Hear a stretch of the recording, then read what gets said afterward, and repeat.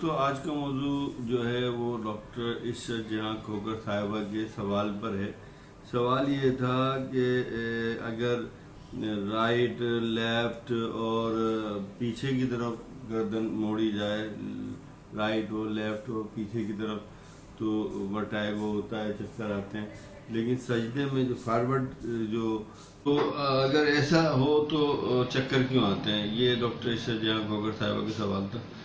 दोस्तों, बात यह है कि हमें सबसे पहले देखना पड़ेगा कि चक्कर आते क्यों हैं। सबसे अहम बात यह है कि हमें इसकी थोड़ी सी जो है जिस्मानी साख समझनी होगी कि हमें चक्कर आते क्यों हैं। जैसे कि आप तमाम लोगों को बताएं कि हमारे बैलेंस, हमारे जो तवाज़ुन का जो आला है हमारे जिस्म में, वो है हमारे दोनों कान।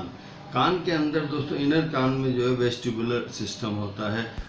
दोस्तों, कान के 3 हिस्से तो सभी को पता होंगे, एक्सटर्नल, मिडिल और इंटरनल एयर। इंटरनल एयर में जो है सबको ये अंदाज़ा होगा कि सुनने की समात की सलाहियत को भी बरकरार रखता है, यानी इसमें कॉकलिया भी दिख रहा है। लेकिन इसमें कॉकलिया से ऊपर 3 ट्यूब्स दिख रही हैं, सेमी सर्कुलर ट्यूब्स। अगर आप गौर से देखें तो सेमी सर्कुलर ट्यूब्स जो है 3 अदद होती हैं। इसका मैं आगे मुकम्मल तस्करा करूँगा और पूरी तरह आपको समझाऊँगा एनाटमी फिजियोलॉजी इसकी। अब इसमें एक फ्लूइड होता है जिसे कहते हैं एंडोलिम्फ। एंडोलिम्फ जो है वो फ्लूइड जो है वो गर्दिश कर रहा होता है। इन ट्यूबों में जो है हमारी पोजीशन के मुताबिक वो फ्लूइड जो है ना गर्दिश करता है। और इन ट्यूब्स में या कैनाल में मौजूद जो है सीलिया की तरह के हेयर सेल होते हैं। ये जैसे कि आपको पर्पल दिख रहे हैं, ये सीलिया की तरह के हेयर सेल होते हैं। इससे ऊपर जो फ्लूइड दिख रहा है वो एंडोलिम्फ। अच्छा, अब जब वो जैसे हमारी पोजीशन चेंज होती है तो ये फ्लूइड जो आगे की तरफ झुकता है या पीछे की तरफ झुकता है या दाएँ या बाएँ, ये 3 ट्यूब्स होती हैं। ये जो हमारे सीलिया लाइक हेयर सेल हैं, ये बाल जो दिख रहे हैं, ये उसी तरफ झुकाव कर लेते हैं, जिससे कि हमारा ब्रेन को मैसेज मिलते हैं कि हमारा झुकाव किस तरफ है। फिर हमारा ब्रेन जो है हमारी आँखों को से मैसेज लेता हुआ हमारे मसल्स को मैसेज देता है, जिसकी वजह से हम जो है बैलेंस को बरकरार रख पाते हैं। ये एक कम्प्लेक्स जो है तरीका है या कम्प्लेक्स जो है सिस्टम है जो कि हमारे बैलेंस को बरकरार रखने में काम आता है। जब ये डिस्टर्ब हो जाता है तो हमारा बैलेंस इम्बैलेंस हो जाता है।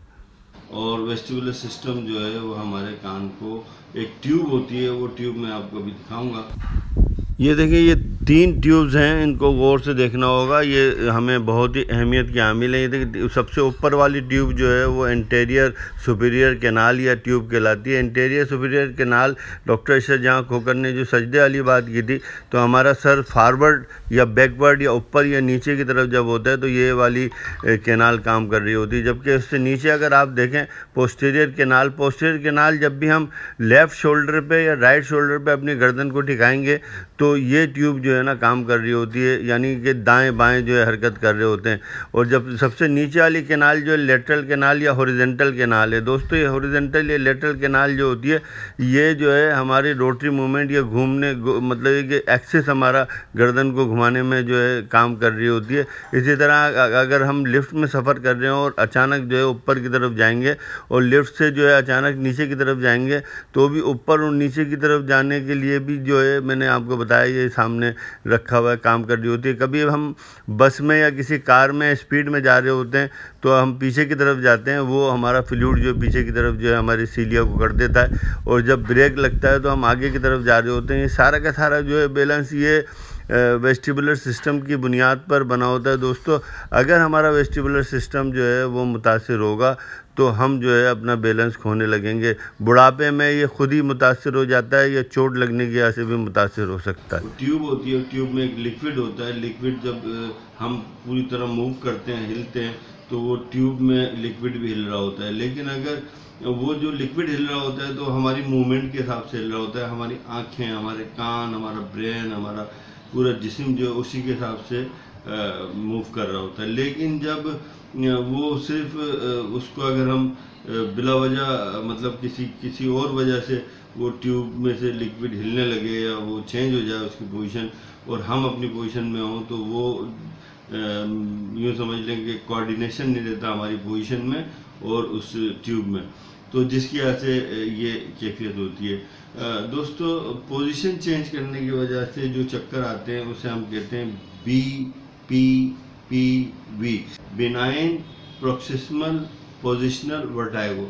तो ये जो वर्टाइगो होता है ये उसी हमारी पोजीशन चेंज होने की वजह से होता है। वर्टाइगो की बहुत सारी वजूहत हैं। अगर हम समझते हैं कि अगर हमारे सर्वाइकल स्पॉन्डिलोसिस या सर्वाइकल स्पॉन्डिलाइटिस हो तो हमें चक्कर आ सकते हैं। मोशन सिकनेस हो किसी को, सी सिकनेस हो किसी को, चक्कर आ सकते हैं। ये चक्कर आने का सिलसिला जो है वो तो मैंने आपको बता दिया कि हमारा जो बैलेंस करने का जो सिस्टम है, वेस्टिबुलर सिस्टम, वो मुतासर हो जाता है या लिबरिंथियासिस हो जाता है। लिबरिंथियासिस जो इनर कान का एक इशू है और जो है वेस्टिबुलर सिस्टम में फॉल्ट होना भी इनर कान का इशू है। लेकिन हमारी जो क्रेनियल नर्व्स हैं, जो 12 क्रेनियल नर्व्स हैं दोनों तरफ, उसमें क्रेनियल नर्व जो 8वीं क्रेनियल नर्व है दोस्तों, उसमें डिस्टरबेंस की वजह से भी हमें चक्कर आते हैं या उसकी स्टिमुलेशन ट्राइगर की वजह से भी हमें चक्कर आ सकते हैं। चक्कर आना दरअसल फीलिंग ऑफ मोमेंट है जबकि हम मूव ना कर रहे हो। अगर दो किस्म के चक्कर आते हैं, एक तो ये है कि खुद इंसान को महसूस होता है कि मुझे चक्कर आ रहे हैं, मैं घूम रहा हूँ, और ये महसूस होता है कि जी जो है पूरा मंजर हमारा जो है सामने का रूम जो है वो घूम रहा है। ये दो किस्म के चक्कर हैं, इसमें थोड़ा सा फ़र्क है और उस फ़र्क को हम डायग्नोसिस के लिए इस्तेमाल करते हैं। दोस्तों बात यह है कि मरीज़ ने तो आकर एक ही जुमला कहना है और वो ये कहना है कि जी मुझे चक्कर आ रहे हैं। अब आप उसके इस जुमले पर चक्कर की दवा लिखें, कोई दवा लिख दें या उसको दवा ढूंढना शुरू कर दें कि आगे सर करने से चक्कर आ रहा है, पीछे सर करने से चक्कर आ रहा है, या सिंपली एक सवाल किया जा सकता है कि जी ये बताइए क्या आपका सर घूमता हुआ महसूस हो रहा है या आपका जो व्यू है या मंज़र है वो घूमता हुआ महसूस हो रहा है। दोस्तों अगरचे मंज़र आपको घूमता हुआ महसूस हो रहा है तो वो एक अलग इशू है और सर घूमता हुआ महसूस हो रहा है तो अलग इशू है।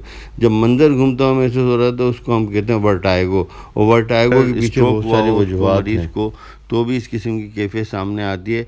और इस ये लिबरेंथियासिस में भी ये एक चीज़ सामने आती है, वेस्टिबुलर न्यूराइटिस। जैसे कि मैंने कहा वेस्टिबुल का मामला हो और वो ख़राबी पैदा हो गई हो तो ये वजह भी सामने आती है।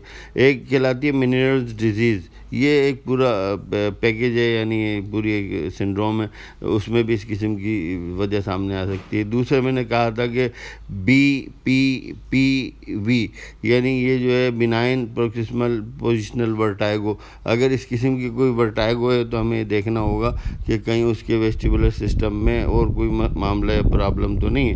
और बहुत सारी जो है वजूहत हो सकती है, हमें उसको डायग्नोसिस पहले करना चाहिए। दोस्तों डायग्नोसिस ही बहुत सबसे अहम है, और मैक्सिमम वर्स्ट तरीन कंडीशन ये होगी कि उसका मल्टीपल स्क्लेरोसिस भी हो सकता है। तो ये है वर्टाइगो। जबकि दूसरी कंडीशन जो है होती है दोस्तों, उसको कहते हैं डिजी या डिजीनेस। डिजीनेस में मरीज़ के सराउंडिंग में या उसके इर्द गिर्द का जो मंजर या माहौल होता है वो तो उसको घूमता हुआ महसूस नहीं होता, लेकिन ख़ुद उसका अपना सर, अपना आप जो है घूमता हुआ महसूस होता है। यहाँ तक कि उसका चलना फिरना और हरकत करना भी मुश्किल हो जाता है। उसे लगता है कि मैं थोड़ा सा भी चलूँगा तो गिर जाऊँगा, और बाज़ मरतबा ऐसा होता भी है। डिजीनेस जो है उसकी बहुत सारी वजूहत हो सकती हैं दोस्तों। सबसे पहले तो हमें किसी भी ऐसे मरीज़ का जो ये बताए कि मैं डिजीनेस के शिकार हूँ, यानी कि मंजर नहीं घूम रहा बल्कि मैं ख़ुद घूम रहा हूँ, तो सबसे पहले तो उसको हमने ये देखना होगा कि कहीं वो खुदा न खास्ता डायबिटिक पेशेंट तो नहीं हो। डायबिटिक पेशेंट होगा तो ये भी पॉसिबल है कि वो हाइपोग्लाइसेमिक अटैक में या हाइपोग्लाइसेमिया में हो, और हमें बड़ी सिंपल तरीके से उसका जो ब्लड प्रेशर चेक कर लेना चाहिए ऐसे मरीज़ का जो डिजीनेस का शिकार हो। डिजीनेस के शिकार का ब्लड प्रेशर जब हम चेक करेंगे और उसका ब्लड प्रेशर वो नॉर्मल से बहुत ज़्यादा कम होगा किसी भी वजह से, तो हम उसको जो है लाइट हेडेडनेस या कि डिजीनेस फील होगी। ये बड़ी कॉमन सी वजूहत। इसमें इसके अलावा भी हम इससे जो है पेशेंट से हेड इंजरी जो है उसकी हिस्ट्री ज़रूर लेंगे। हेड इंजरी की हिस्ट्री लाजमी लेनी चाहिए। हमें देखना होगा कि पेशेंट कहीं जो है एंग्जाइटी का शिकार तो नहीं है, बहुत ज़्यादा उसमें एंग्जाइटी हो रही हो, परेशान हो, डिस्टर्ब हो, मेंटली या साइकोलॉजिकली परेशान हो, तो इस वजह से भी इस किस्म की कैफियत सामने आती है। ये डिजीनेस में होती है।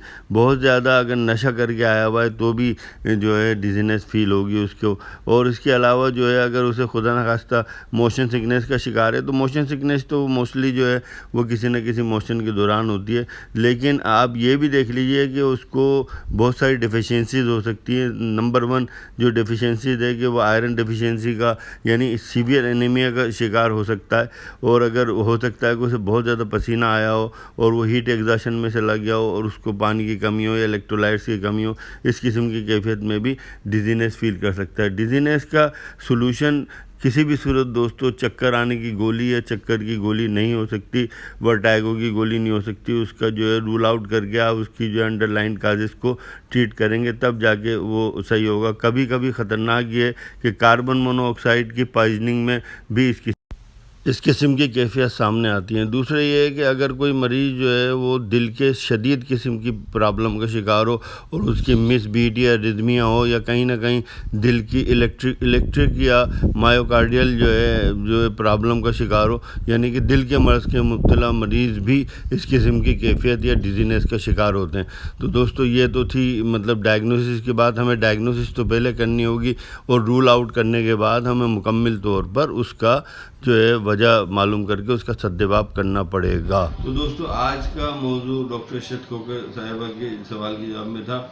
अगर हम इसको मेडिसिन से सही करें तो अच्छा है, लेकिन अगर हम ये देखें कि ये बगैर मेडिसिन के भी ये बेहतर हो सकता है।